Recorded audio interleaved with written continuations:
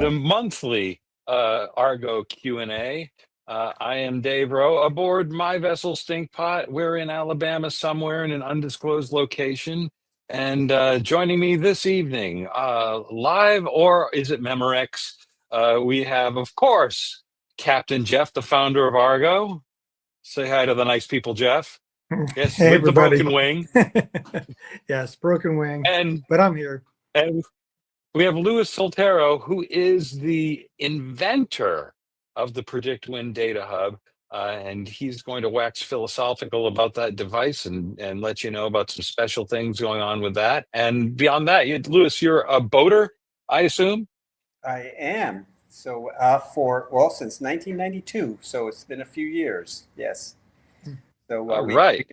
we continue to cruise, and right now my vessel Bliss is in winter storage in the North Channel in Lake Huron. So we'll be joining her again next summer. Wow. Well, before we get going too fast, too far, Jeff, please break down for me what is new in Argo, what's up and coming in Argo, what do we have to look forward to, and what should we know about? Sure, I'd love to, Dave. We just sent a release out a few days ago, and full of new features. The biggest one, maybe not the biggest one we've had recently, but offline users, they can now create manual routes when they're offline. And I guess why I'm excited about it, maybe not so much that you can create manual routes when you're offline, but that sets us up for what could be coming next.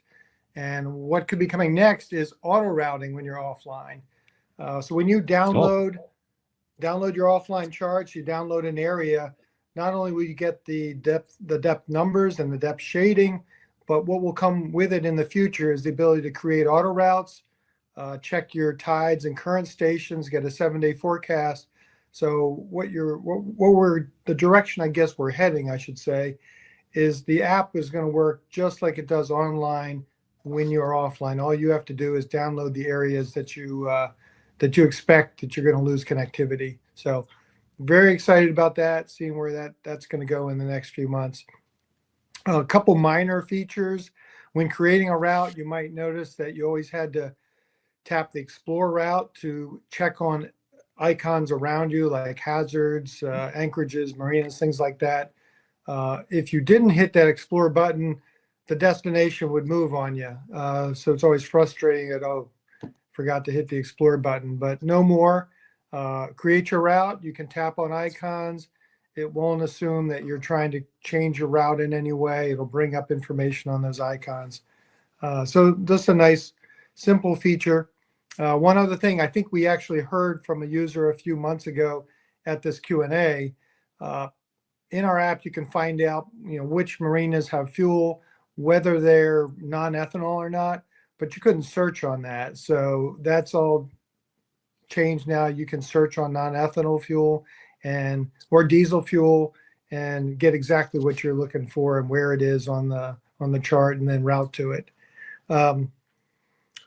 One other thing, I guess, as you know, we have free docks in the app, but we've come to find that there are some harbors and municipalities that have pay docks, so we're starting to add those as well. And kind of related to that, a few months ago, we added dive site as another icon on our charts, but there really were no dive sites that we had available. So we've gone out, we found a source, and we just pulled in 3,000 or 4,000 dive sites throughout the world, and that will be available very soon as well. So simple things we're adding, we're always improving. A lot of it's based on user feedback. And I've got a list here, so I'm going to just keep going. Another thing, and most of our users are phone users, but we do have a good bit, primarily cruisers, that have their tablets at the helm. And we are starting to do more with the UI, UX with the tablets, making it easier to use the app on a tablet. You've got more real estate. There's no reason we shouldn't be taking advantage of it. A simple thing we did recently was allow those on a tablet to increase their gauges even larger than what you'll see on a phone. So your speedometer, your depth gauge, your compass, you can make them all much larger than you have today. And like I said, that could just be the start. Another thing we did, primarily for those that are using NEMA, and we do have more and more users starting to connect, realizing that Argo now has the ability to connect to NEMA and pull in information such as your depth data, your GPS, your speed. We added an offset for your transducer. Most of you are familiar with that with your chart plotter, but now that we're able to display that information, we've added that offset input, as well as how you'd like to see your depth data in the depth gauge. So you can get it to appear as you'd like it to. Great. One last thing, and I said primarily for Dave and I, but I think it'll help you as a user trying to communicate to us an issue that you're having. If you've created a route where you've been out on a trip and the track is just not working, it's not right, something's gone wrong, there is a feedback button now in the lower left corner. Actually, when you're on a trip, creating a route, or within the captain's log, you can tap on that feedback button, provide input as to what's wrong with it, but at the same time, it gives Dave and I a picture of that route, of that track. So we're happy, to get that. Just, we want to help you, and we appreciate the feedback we get, but having that picture really makes a big difference for us. And there's more coming in the future, but that was all packed into the recent release. So as you can tell, we are continuing to improve the app. Off season will be no different. We're going to continue to try and make the app as good as we can. And also, within the last month, since the last time we did one of these things, was the improvement to the on the map feature too, right, Jeff? We did. Thanks for reminding me. We have an on-map feature. If you're not aware of it, you can basically paste any of your tracks or routes onto the chart itself.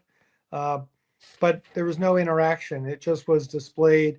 If you actually wanted to take follow one of those routes or edit one of those routes, you had to go to the captain's log, find it.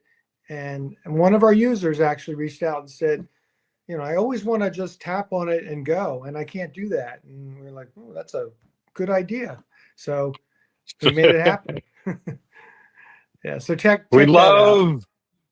We love user suggestions. As a matter of fact, a lot of the improvements that have happened to Argo through the years have been the direct result of user suggestions. So keep that stuff coming. You can email us at support@argonav.io. Anytime, you'll reach Jeff or me.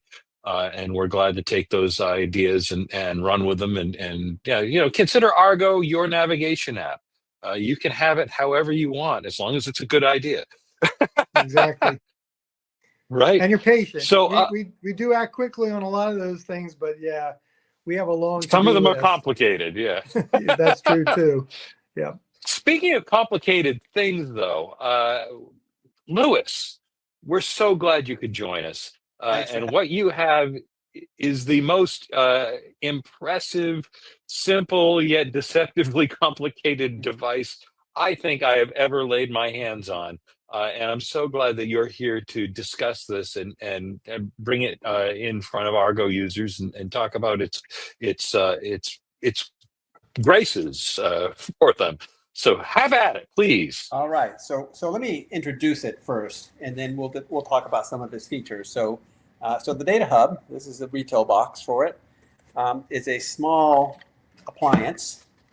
So here it is, that connects to your vessel's instrumentation via the NMEA 2000 interface and provides a number of services for you. And one of the most important ones here for Argo users is that it will take the instrumentation data that is on your vessel, your depth sounder, your GPS position, heading, and other information, and send it over Wi-Fi over to your tablet or to your phone for display within the Argo Nav app.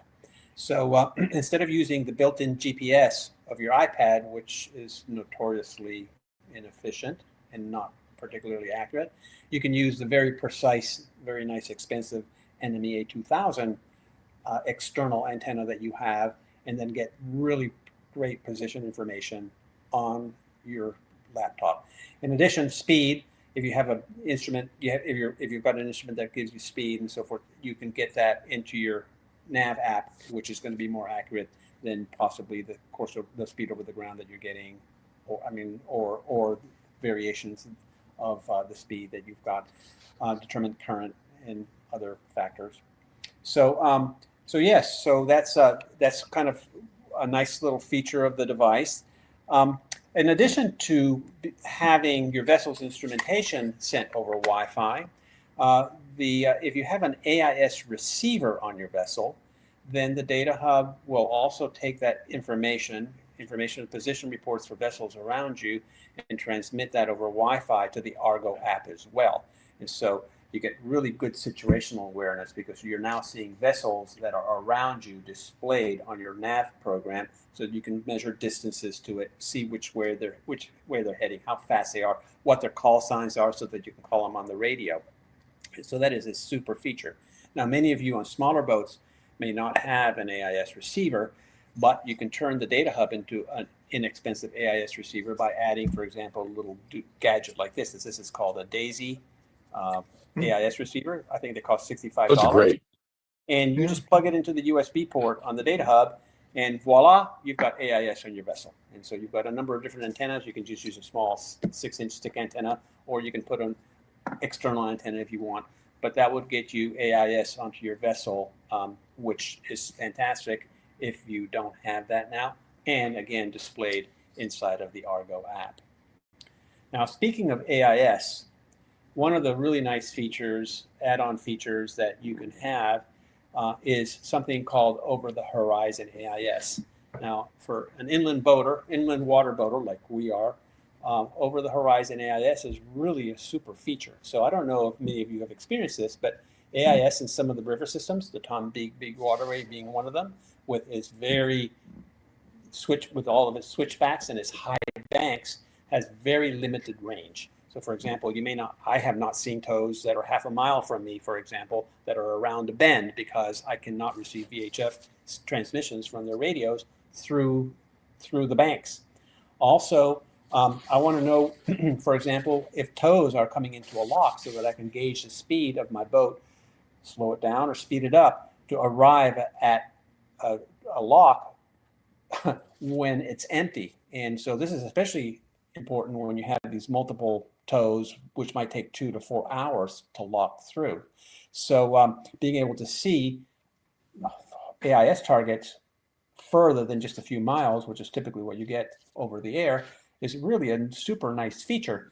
And so we can provide that as an add-on feature that PredictWind can provide in the data hub. It requires an internet connection, and I'll talk about that in a minute. But what it does is it downloads vessel position information over the internet and then displays it in Argo nav as if those positions had been received over the air. So you can't tell the difference really between a target that was received over the internet or a target that was received over the air. But what it does is it allows you to see vessels out to 300 nautical miles from your position. That means that you can be 20 miles away from a lock and know that there's a vessel a tow headed into the lock, and you know its speed, and so you can gauge your speed so that you can arrive at a time when that lock is empty. So yeah, that's a super nice feature that that we find very valuable in the inland waters. So as I was mentioning this to Dave before, so we were very stupid this year. This year we decided to take our boat from Knoxville, Tennessee up to the Great Lakes against the current. And so we were running up the Mississippi very, very slowly, but we were traveling with some boats, and we had over the horizon AIS. And so we were able to tell whether the locks were empty or not. And I was forever relaying. People were always calling me and saying, "Louis, hey, is the lock empty? Hey, where's the next tow coming?" And so we were the AIS relay boat going up the river system as we shared this information with the vessels.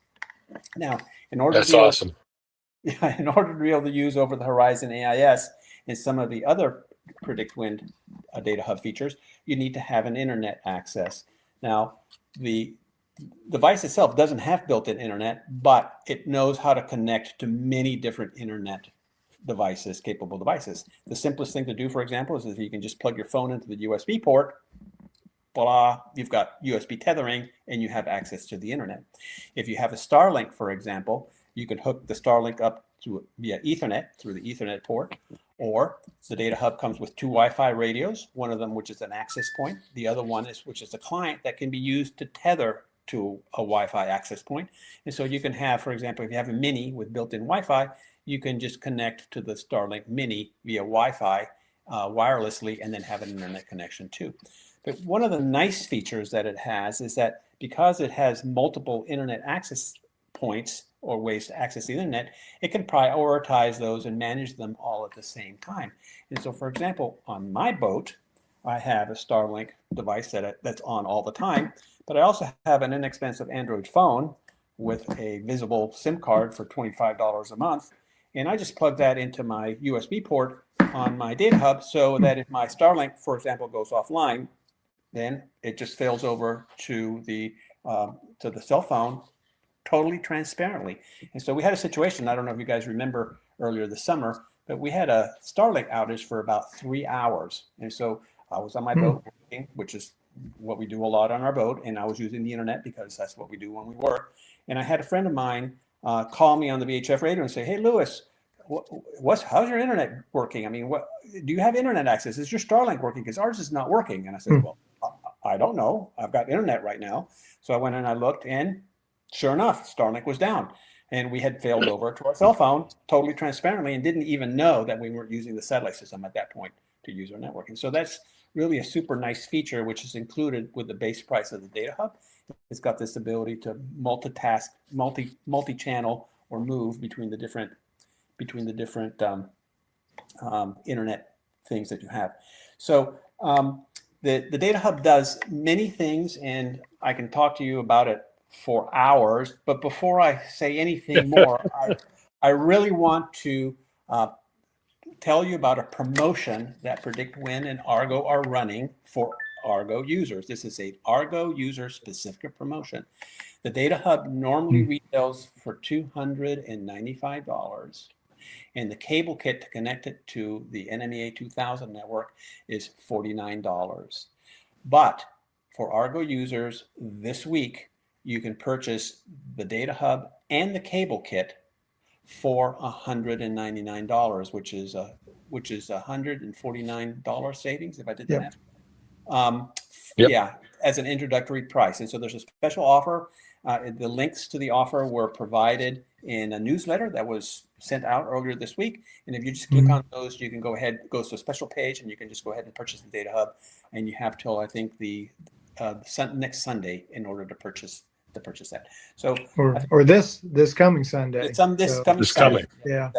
So I can talk a lot more, but I think I'll just stop a minute and then just throw this back to Dave and see if there's any other questions, and maybe later on today we can go ahead and pick up. Yeah, that's impressive, Lewis. I mean, Dave's been talking as a tester. He's been talking up the data hub for almost a year now, and I viewed it as a gateway. There's a whole slew of gateways that, NEMA to Wi-Fi gateways that you can get, but this has a lot of extras in it. It's more than just a gateway. Right. Yeah, I invite you to go to www.predictwind.com and then go to the data hub page. There's videos there, and there's a description of all the features, all the things that it does. I just basically started just scratching the surface. But for Argo users, the ability to get your vessel instrumentation, AIS, and over-the-horizon AIS on the Argo Nav app, really, I think it's a super, super feature. I look at this device, Lewis, and I have to tell you, for what is it, retail $299, for it to be a full-on multi-WAN router at that price, to me, is amazing. And to have it also have all the NEMA capability and all of the PredictWind subscription capability, right there at your beck and call. It's just a sleeper device. I don't know why everyone doesn't have one of these at this point. It's just an amazing piece of technology. Thank you for making it, by the way. If I have not said that yet, thank you for making it. But this sort of leads us directly into a user question, and I want to apologize to those who are tuning in live on Thursday right now because we haven't taken your questions yet, and unfortunately, we're not going to until next month because I sort of alluded to it earlier. This is Memorex. We had a scheduling conflict, and while this is being released exactly at the right time on Thursday, on the second Thursday of the month, unfortunately, we are not doing this live. So we will be back to our live slot next month. But we did get some questions from some users, and I want to throw this one from Andy R directly at you, Lewis, because it really just I think this guy needs to have a PredictWind data hub. He says, I'd like to use Argo on a sailing catamaran, top speed of 6 knots, but Argo is unreliable below 10 knots. Heading, icon position, and speed drop out after a few minutes on the iPads. Unsafe. Am I using the latest version? Am using, his shorthand. I am using the latest versions of Argo and iOS. Moving the iPad makes it work again. What is being done to fix this? Have you contacted Apple? And before I throw it to you, Lewis, I just want to address Andy directly and say, Argo really has no influence over Apple. We wish we did. Apple's response to this is it's a feature, not a bug. They want to make sure that people walking down the street don't have the battery in their phone die when they're trying to find Macy's. So, with that, and with the idea that the radios in iOS devices, in the case of this question, and probably Android as well, or at least some of them, are really unreliable below certain speeds because of it's a feature, not a bug. We're trying to save your battery. How does the PredictWind Data Hub save this poor fellow? Well, I have to say that, yeah, the GPS on the mobile devices are notoriously bad. And so now I have to tell you a story.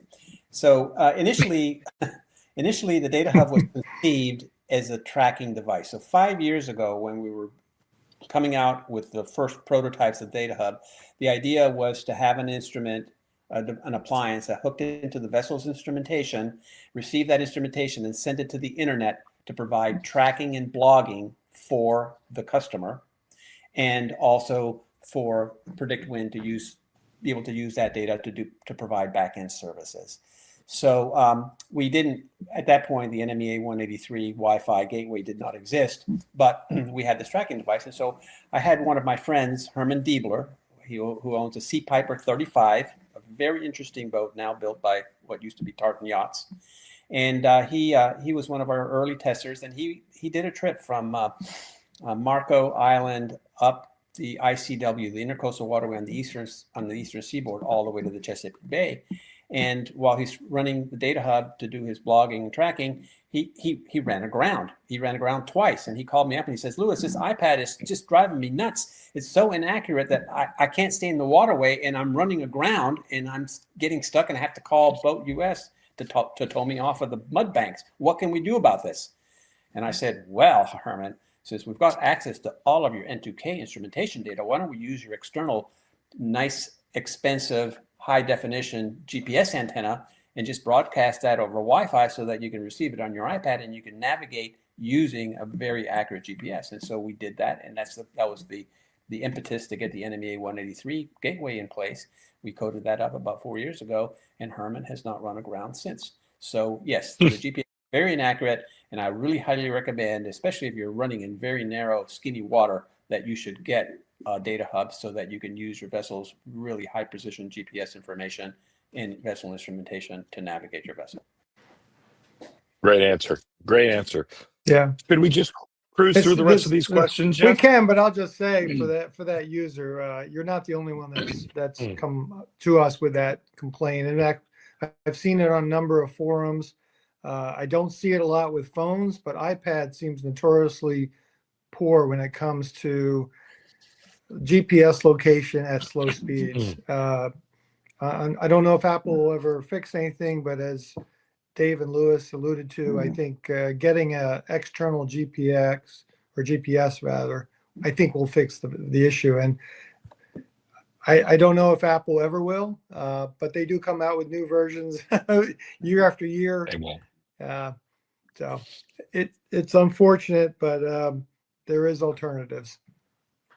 Definitely. Yeah, I don't see Apple fixing this because, like I said, they are worried about the user's battery life, Yeah. and they are not really worried about the few thousand people who are using their phones to navigate their boats. We're just such a small section of their user base. They really are catering to everyone else. So, at any rate, we have two questions here from Dave, and it's not this Dave. I'm not asking questions on anyone's behalf. It's another Dave. He said, "We were coming down the Northeast River this past Sunday on a very, very low tide. As soon as I passed Carpenter's Point, I lost all contours, shading, and depths. Didn't kick back on until Camp Rodney. It was very nerve-wracking since many fishing boats were anchored in the channel. Any idea of the cause?" Captain Jeff. Yeah, well, you throw me the tough one. I wish I had an answer. I do wish I had an answer for you, Dave, but to us, that sounds like either a server issue on our part or some connectivity issues, because the only reason you would lose depths and lose shading or contours would be you lost connection with our server. So apologize for that. I mean, one thing you can do is download the charts so you have them locally on your device in case you do lose connectivity like that. Having the charts, having everything on your local device is a good way to make sure that doesn't happen. And I hope it doesn't happen very often to you, because I'm sure that's frustrating. I also want to point out that new to Argo is the ability to have your charts for the area right around you always automatically downloaded to the device as well. That's a setting in the offline settings. So just go into the menu, offline settings, and turn on the automatic downloads, and you probably will never have that bite you on the behind again. Yeah. But yeah, excellent question, Dave. We feel for you. Dave also said, or it could be a different Dave. I don't know. I'm Dave. There are lots of Daves. Dave ain't here, man. So two-part question. I'm 100% a course up boater. Is the default setting north up every time I open the app, or is there a setting that'll save my preference? And two, when I use course up, are the depths supposed to rotate to read right side up, or am I missing a setting somewhere? FYI, currently running the free version, but upgrading this off season. Love the app. Yeah, good question. And this does fall into the category of user feedback that we will take and do something about. The app does not have a setting to change, how the map orientation comes up when you first open it. It always defaults to north up. That was always a safe orientation for us, but I can see where more and more people want to have that course up, particularly when they're navigating. So we can make changes to where you can set your preference, when the map opens or the app opens, it's course up, or when you're navigating, it goes to course up. So good input. I think when you start a route, it should go to your preferred. I agree. With regard to the numbers, that's a long time frustration for me. I mean, the numbers themselves are baked into our tiles. So when the map rotates and the tiles rotate, so do the numbers. That is something we know how to fix. It's not an easy fix because we're kind of very committed to using Google Maps right now, but we are looking at some alternatives. And with that, and one of the main reasons I'd like to see a change is so those numbers don't rotate like that. I don't want to go to course up mode and the numbers all rotate on me. So again, hope to fix that soon. Great questions. I guess before we we close out here, a couple things we're working on, and I'll be quick. Binary routes, and binary may not mean much to any of you out there, but my developers, what it means to them is better performance. Exactly. Yeah, we're going to zeros and ones. We're going to make sure that your routes, when they're created, when they're saved, they go much faster, and longer routes. So longer routes, faster routes. So looking forward to that. Another kind of a nice feature for yacht clubs, people that are setting up events, setting up races, things like that. You'll be able to drop pins that are very specific to your group. For instance, you have a race coming up this weekend. You can drop race marks that only those participants within your group will see. These are things we're working on to try and make the group a more engaging feature, I think, for 2026. And also a hint, we're collaborating with a fishing app, and not just from this aspect of the fishing features, but the charting, the mapping, the topography that you can get from leaf shading. I think we're going to see a lot of that introduced into Argo in the future with this collaboration. So maybe we'll bring another guest on board next month to talk a I little think bit we more about should. This what we're sounds doing. interesting. Yeah. Fantastic. Anything we've missed, gentlemen? It's been a Well, great month. yeah, I think that before you close out, I would like to just address the PredictWind Argo offering that's happening this week. So we discussed the hardware offering, which is the Data Hub, which provides the NMEA 183 Wi-Fi instrumentation to the app itself, along with AIS. But in addition to that, there is a 1 month free subscription to the PredictWind Professional service. And I really Wow. encourage you to sign up with that. With PredictWind is a weather company, and so they offer many different weather products. And I'll go over some of those in a minute. But you get over the horizon AIS, for example, which is part of the per pay offering, and so that's available to you with a subscription. In addition to some of the other ones, one of my favorite features is this the ability to do routing, weather routing for offshore passages. And many of you right now are getting ready to cross the Gulf of Mexico to go down to Florida. And so this is a fantastic time to try out that feature. The way the feature works is you set a starting point and you set an ending point. So you might go from Apalachicola, maybe to Tarpon Springs, or maybe to St. Petersburg. And what the app will do is it'll tell you what day is good to go. And then it'll create a route for you based on the specifics of your vessel to optimize fuel consumption, comfort through wind, wave, tides, currents, and so it will go ahead and compute this for you and then tell you what it is and create a GPX file that you can then import into Argo to actually route you through. And I've used that feature a lot offshore, and it's a fantastic feature. Another feature that is really nice that is you should give that a try, and that was alluded to by Dave in his blog article, his very nice blog article on the Data Hub earlier this week, is the PredictWind Anchor app.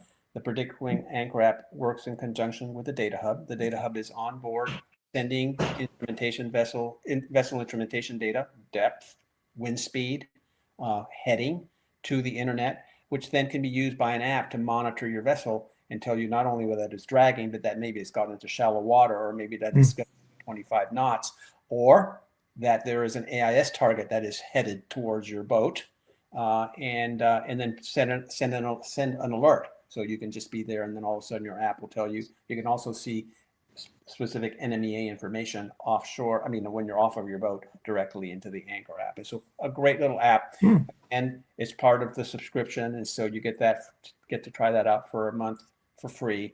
And so I encourage you to head on over to predictwind.com, get familiar with the services there, sign up for that service, and then try these all out. I think you will be very impressed with the offering that PredictWind has for you. They're really doing some fantastic stuff. I've been very impressed with it myself. So at any rate, gentlemen, thank you so much, and thank you all for joining us again again, even in this pre-recorded version of our monthly Q&A. We will be back in December at the regular time with your questions coming at us live. We don't take your presence lightly, but this month scheduling just forced us to pre-record, and I'm glad we did, because we were able to pull Lewis in this time. And I think the timing couldn't have been more perfect with the Data Hub offer that's coming from You got PredictWind. 3 days. Just 3 days. You just got 3 days. just 3 days. That's right. We do record this every month at this time, which is the second Thursday of the month at 7 p.m. Eastern.